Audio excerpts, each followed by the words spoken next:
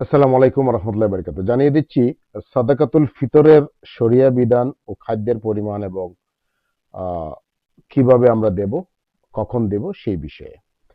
তো চলুন বিস্তারিত আমরা শর্টকাট হাদিস অনুযায়ী জেনে নেই।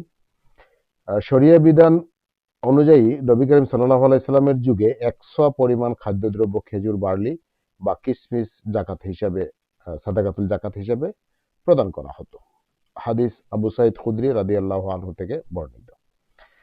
100 পরিমাণ বর্তমানে যে ওজন সেটা হচ্ছে 2.5 কেজি। এটা হচ্ছে 2.5 কেজি।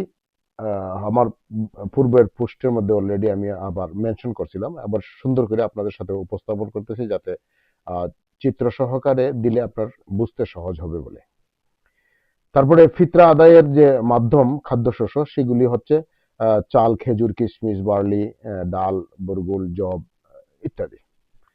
তারপরে ফিতরা আদায়ের মাধ্যম নগদ অর্থ, এটা ভুল। কারণ ফিতরা অর্থ দিয়ে হবে না, ফিতরা খাদ্য দিয়েই দিতে হবে।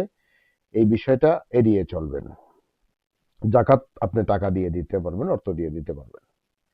কারণ ফিতরা প্রদানের নির্ধারিত সময় রমজান মাসের শেষ দিকে, অর্থাৎ যখন ঈদের চাঁদ দেখা যাবে, চূড়ান্ত প্রস্তুতি তখন থেকে নিয়ে ঈদের সালাদের পূর্ব পর্যন্ত অবশ্যই আমরা এই জাকাতুল ফিতরা প্রদান করব।